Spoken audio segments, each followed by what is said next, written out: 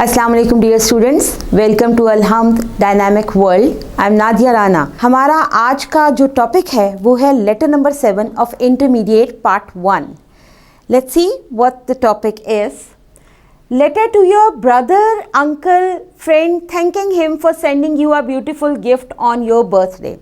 Point is this बच्चा, आपके पास जो स्मार्ट सिलेबस आया है उससे पहले आपके पास ये जो लेटर आता था ये हमेशा एक ही हेडिंग के साथ आया है और वो है letter to your uncle. Brother और फ्रेंड का एडिशन आपके स्मार्ट सिलेबस में किया गया है और हम थोड़ा सा इसके अंदर चेंजेस को देखेंगे जब, क्योंकि मैंने ये लेटर लिखा क्योंकि आज तक जितनी दफ़ा ये लेटर आया वो आया है टू अंकल।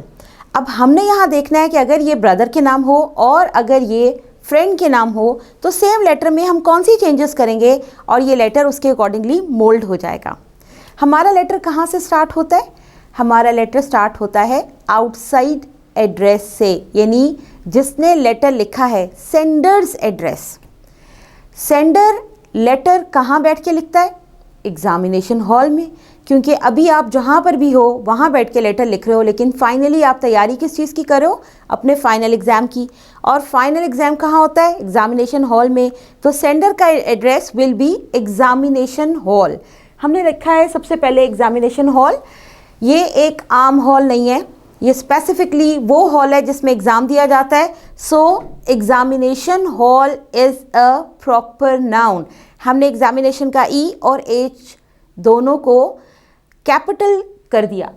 इसके बाद आता है कॉमा, क्योंकि हमारी बात यहाँ मुकम्मल नहीं हुई, आपका एड्रेस कंप्लीट नहीं हुआ। जब भी आप किसी को लेटर लिखते हो और अपने घर का एड्रेस लिखते हो तो उसके साथ ही आप अपना सिटी भी ज़रूर मेंशन करते हो। एग्ज़ाम का क्राइटेरिया होता है कि उसके अंदर आपने सिटी को मेंशन नहीं करना, क्योंकि अगर आपने सिटी को मेंशन किया तो क्या सोचा जाएगा?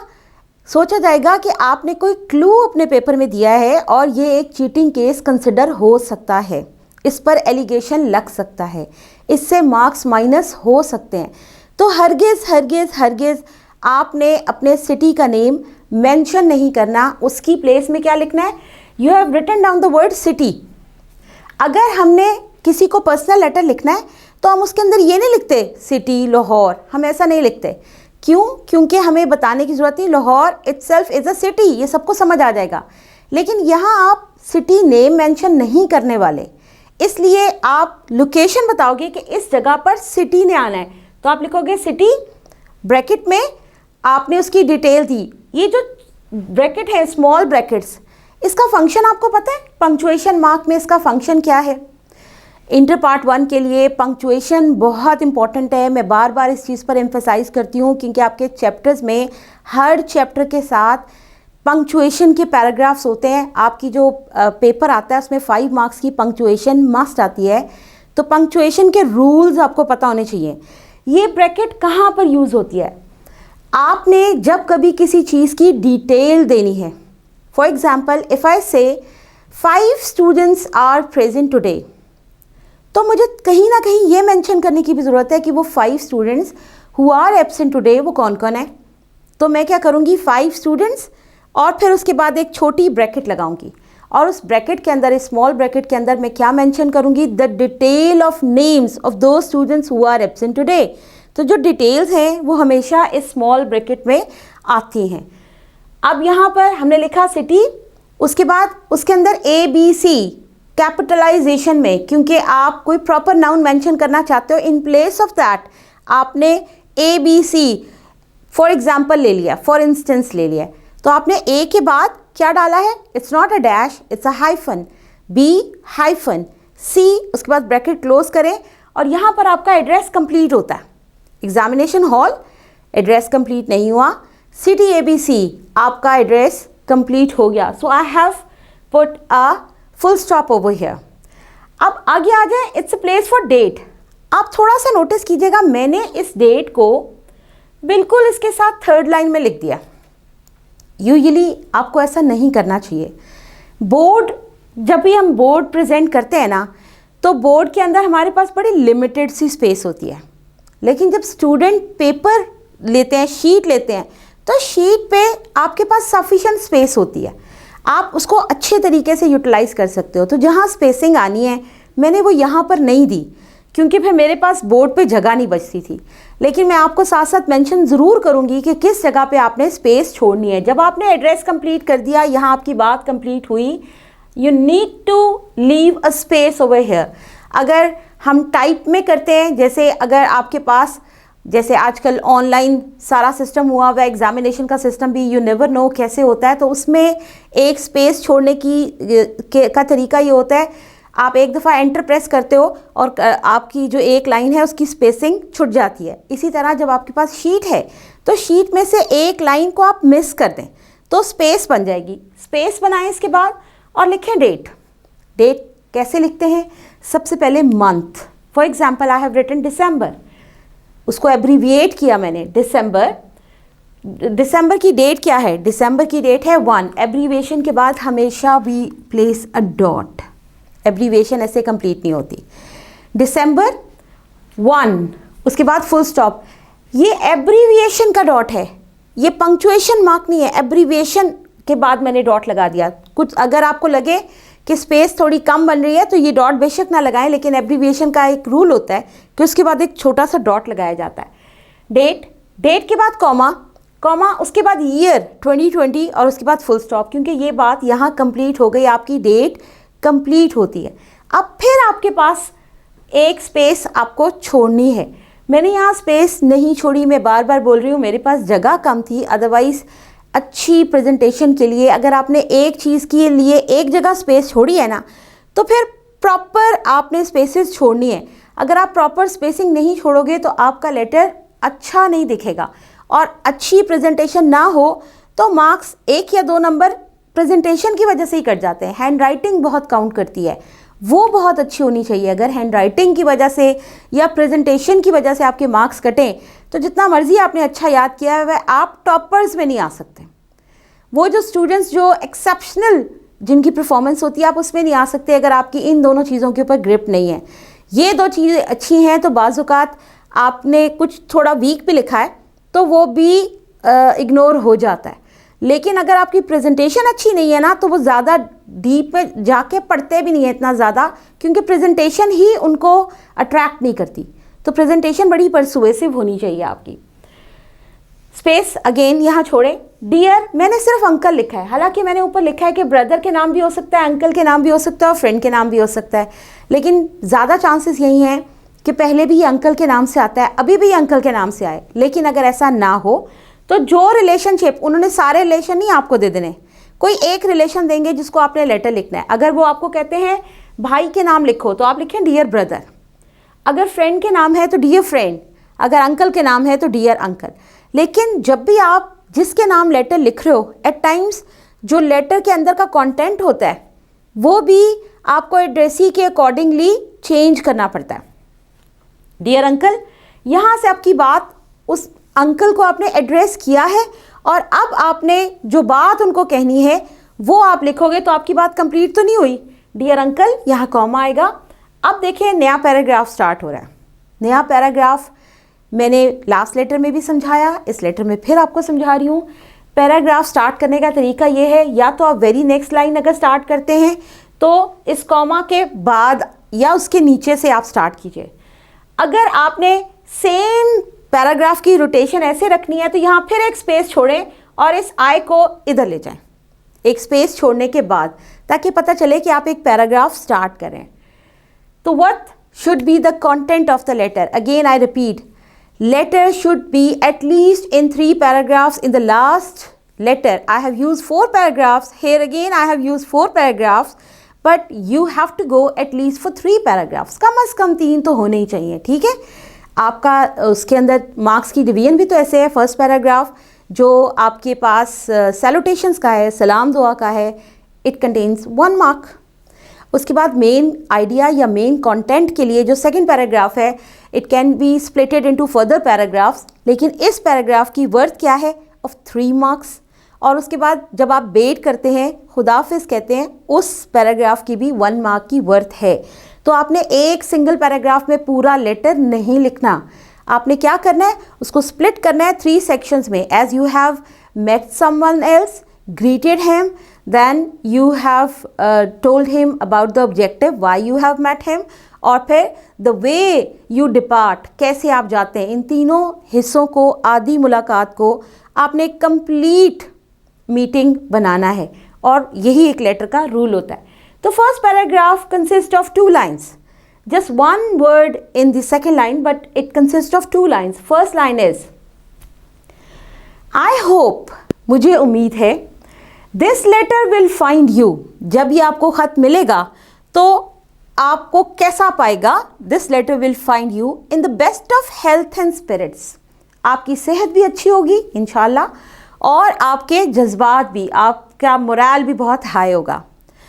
I am also enjoying good health, मेरी सेहत भी बिल्कुल ठीक ठाक है। तो इस पैराग्राफ में आपने क्या किया, आपने दूसरे की तबीयत पूछी और अपनी प्रेजेंट कंडीशन उसको बताई। तो आपने जाते ही जो सलाम दुआ करते हैं वो कर लिया। अगर आप ऐसे लिख देते हैं तो आपका 1 मार्क कंफर्म हो जाता है इस जगह के ऊपर। बिगिनिंग के आपके पास 3 मार्क्स हैं, और जैसे आप क्लोज करते हो लेटर को उसके 2 मार्क्स हैं, 5 यहाँ चले गए, 1 ये, 6 मार्क्स कंफर्म हो रहे हैं यहाँ पर, ठीक है। अब आ जाते हैं अपने मेन कंटेंट के ऊपर। आपने लेटर लिखा, बिला वजह तो नहीं लिखा, there should be a reason for writing that letter. तो वो जो रीज़न है वो हमने सेकंड पैराग्राफ में डिस्कस करना है। तो रीज़न क्या है, रीज़न ये है कि आपकी बर्थडे पर आपको एक बहुत खूबसूरत तोहफ़ा भेजा गया है। अब वो तोहफ़ा मेंशन नहीं हुआ, आप पे डिपेंड करता है कि आप उस तोहफे को कैसा देखते हो, कि क्या आपकी रिक्वायरमेंट है जो आपको चाहिए और आपको दूसरा भेजे तो कितनी खुशी होती है। ज़रूरत की चीज़ मिल जाए तो लगता है दुनिया मिल गई है। तो वो जो बर्थडे गिफ्ट आपने रिसीव किया है उसका आपने शुक्रिया अदा करना है। तो ये है आपका main content, reason for writing a letter. तो कंटेंट क्या होगा, thank you very much for your gift, आपने जो तोहफ़ा भेजा उसका बहुत शुक्रिया, क्योंकि ये मेजर थिंग है, आपने थैंक यू करना है, ये थैंक्स गिविंग लेटर है, आपने शुक्रिया अदा करना है। तो हमने सबसे पहले वही किया ताकि ये ना हो लेटर में हमने बाकी बातें शुरू कर दी तो जो मेजर काम कहा गया वो हम भूल जाएं। तो हमने लेटर का स्टार्ट ही, सेकंड पैराग्राफ का स्टार्ट ही यहाँ से लिया।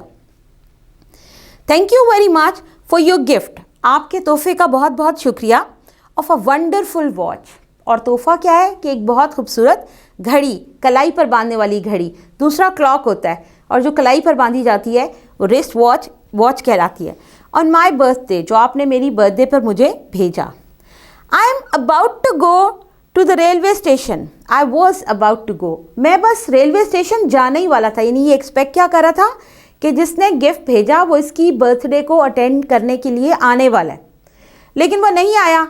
तो एक बच्चा, आप लोग बच्चे ही तो हो, बच्चा जिसको पता हो कि मेरी बर्थडे है और मुझे गिफ्ट्स भी मिलने वाले हैं और मेरी फैमिली भी इकट्ठी होने वाली है, तो कहीं ना कहीं थोड़ा सा अफसोस ज़रूर होता है।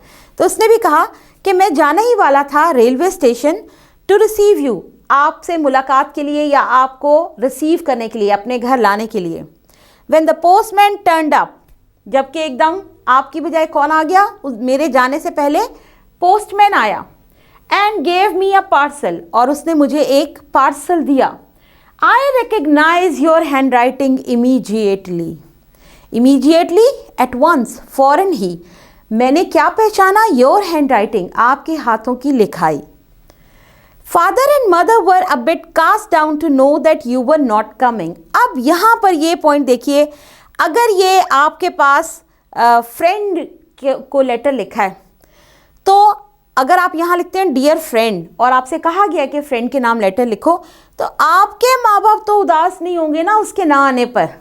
तो यहाँ पर आपको कुछ थोड़ा सा चेंज करना पड़ेगा। फिर आप कहोगे all my friends, all our friends were a bit cast down to know that you were not coming.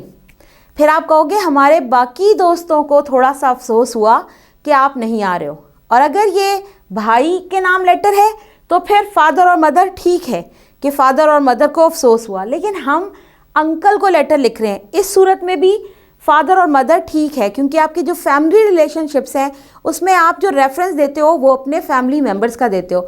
लेकिन जब आप फ्रेंड्स में होते हो तो फिर अपने फैमिली मेम्बर्स को कोट नहीं करते, फिर आप बाकी फ्रेंड्स को कोट करते हो, ठीक है। तो अब यहाँ पर आपने लिखना है फादर एंड मदर, क्योंकि हम लेटर अंकल के नाम लिख रहे हैं, फ्रेंड के नाम नहीं लिख रहे, ठीक है। तो क्या आया, father and mother were a bit cast down to know that you were not coming. उन्हें थोड़ा सा अफसोस हुआ, थोड़ा सा लो हो गए कि आप नहीं आ रहे हो, क्योंकि उनके लिए तो रिलेशनशिप ज़्यादा इंपॉर्टेंट है। बच्चों के लिए तोहफा इंपॉर्टेंट होता है, लेकिन बड़ों के लिए रिश्ते ज़्यादा इंपॉर्टेंट होते हैं।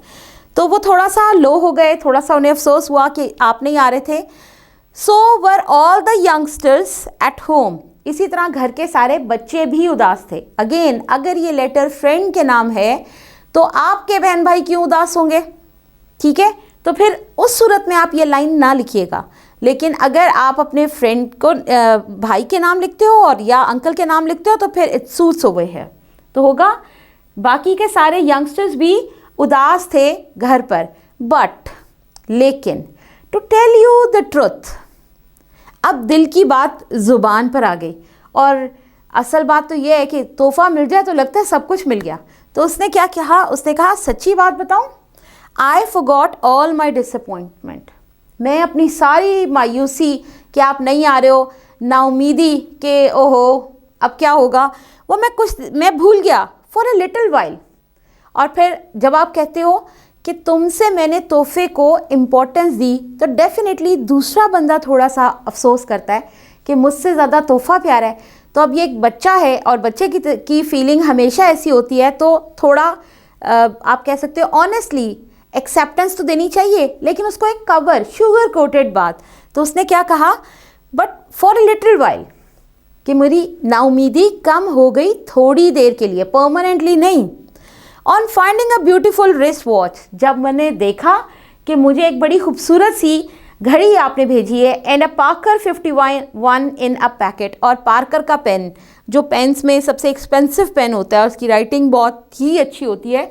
उसने कहा, जब मैंने एक पैकेट में देखा कि मुझे पार्कर का पेन आया है और मेरे पास एक रिस्ट वॉच आई है, तो थोड़ी देर के लिए मुझे अपनी डिसअपॉइंटमेंट भूल गई, मैं उस खुशी में गुम हो गया। I needed these things badly, मुझे इन दोनों चीज़ों की बहुत सख्त ज़रूरत थी। पैराग्राफ कंप्लीट होता है यहाँ पर। नेक्स्ट पैराग्राफ, आपने सिर्फ शुक्रिया अदा किया, आपने उसके बेनिफिट्स नहीं काउंट करने होते। बेनिफिट्स भी काउंट करने चाहिए कि उस चीज़, जो चीज़ आपको मिली वो आपको उसकी ज़रूरत थी, और आप दूसरे को बताओ कि हाँ ये मैंने यूज़ किया और इसका मुझे बड़ा फ़ायदा हो रहा है, तो दूसरे को देने का एक अलग ही मज़ा आता है। तो उसने कहा, let me thank you for this kindness from the core of my heart. मैं दिल की गहराई से आपका शुक्रिया अदा करता हूँ इस मेहरबानी के लिए। I am sure that watch will help me. वैसे तो दैट दोनों ठीक है, लेकिन इट डोंट लुक नाइस, तो मैंने एक दैट काट दिया, लेकिन ये इनकरेक्ट नहीं है। यहाँ पर एक का मतलब है आई एम श्योर दैट, मुझे यकीन है कि दैट वॉच, ये जो दूसरा दैट है वो इशारा कर रहा है, ठीक है, डिमॉन्स्ट्रेटिव प्रोनाउन है टुवर्ड्स अ वॉच, एक नाउन की तरफ इशारा करे। तो दो दैट एक जगह पे आ सकते हैं, लेकिन सुनने में और बोलने में थोड़ा सा अजीब लगा, तो मैंने एक दैट दोनों जगह के लिए यूज़ कर लिया। I am sure that watch will help me in my studies. मुझे पूरा यकीन है कि मेरी जो वॉच है वो मेरी स्टडीज़ में मुझे बहुत हेल्पफुल होगी। क्यों, क्या मतलब? स्टडीज़ में वॉच में से क्या हम टाइम पढ़ते हैं? नहीं, हम टाइम पर पढ़ते हैं, तो हमारी जो पंक्चुअलिटी है वो डेवलप हो जाती है। अगर हमारे हाथ में घड़ी है और हमें हर वक्त टाइम की इम्पोर्टेंस की वर्थ का पता चलता है और हम उसको यूटिलाइज करते हैं positively. I hope to have become more regular by the time you visit us next. और मुझे उम्मीद है कि नेक्स्ट टाइम जब आप हमसे आके मिलोगे तब तक क्या हो जाएगा, I will become more regular. उसने उसी रेगुलरिटी, टाइम की इम्पोर्टेंस की बात की है कि इस घड़ी की वजह से तब तक मैं बहुत पंक्चुअल हो चुका हूँगा, रेगुलर हो चुका हूँगा, इस घड़ी से मुझे हेल्प मिलेगी। एज़ फॉर पेन, जहाँ तक पेन की बात है, हमेशा हमें जैसे ही कोई गिफ्ट मिलता है ना, हम फ़ौरन उसको खोल के पहले देखते हैं, अगर अभी यूज़ किया जा सकता है तो फ़ौरन यूज़ करना शुरू कर देते हैं। तो उससे कहा, जहाँ तक पेन की बात है, I have already started using by writing this letter. मैंने तो पहले शुरू कर दिया काम अपना। कैसे? कि मैंने ये जो लेटर लिखा है ये मैंने उसी पेन से लिखा है जो पेन आपने मुझे गिफ्ट दिया। तो इसका मतलब है जिसने गिफ्ट भेजा, जब वो इस लेटर को रिसीव करेगा तो उसे इस बात की खुशी होगी कि उसके भेजे हुए गिफ्ट दूसरे के काम भी आए हैं और उससे काम लेना उसने शुरू भी कर दिया है। Pay my compliments to all at home. घर पर जो भी है सबको मेरा सलाम कहें। अब यहाँ पे अंकल की फैमिली भी हो सकती है, दोस्त की फैमिली भी हो सकती है, और आपका भाई जहाँ पर भी है, क्योंकि आपने घर वालों का जिक्र ऐसे किया है जैसे आप खुद घर में हो, और भाई फिर कहाँ होगा? भाई फिर हॉस्टल में होगा। तो फिर वो जहाँ पर भी है, pay my compliments to all. अगर भाई के नाम है फिर एट होम ना कहें, क्योंकि भाई अगर आपके ही घर में रहता है तो आप उसको लेटर नहीं लिखते।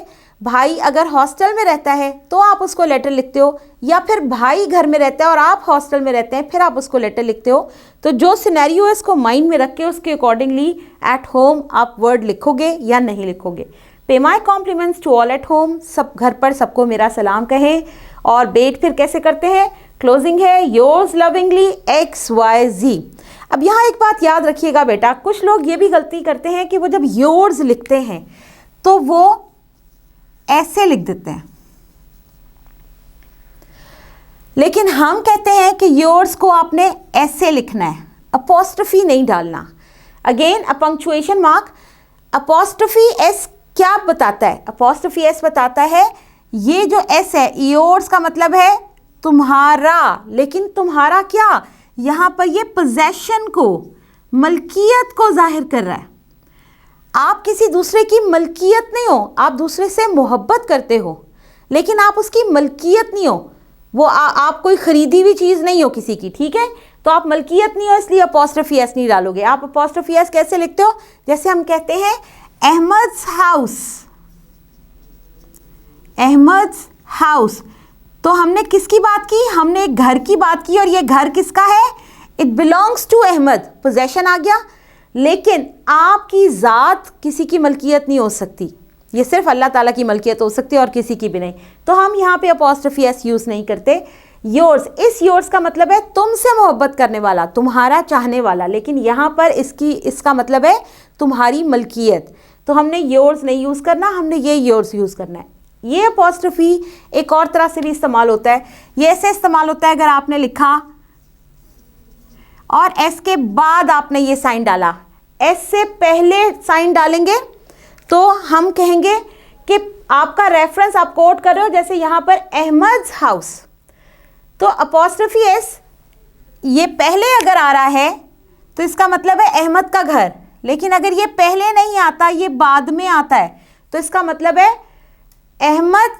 आप फोकस अहमद की ज़ात पर नहीं करे कि मलकियत किसकी है, आप फोकस कर रहे हो घर पर। अगर एस के बाद साइन आए तो बाद वाली चीज़ के ऊपर फोकस करते हैं, और अगर एस से पहले साइन आए तो पहले वाली के ऊपर फोकस होगा। Is this clear? चलें, यहाँ तक हमारा लेटर कंप्लीट होता है, और कल के लेक्चर में इंशाल्लाह हम नेक्स्ट लेटर करेंगे। तब तक के लिए अल्लाह हाफ़िज़।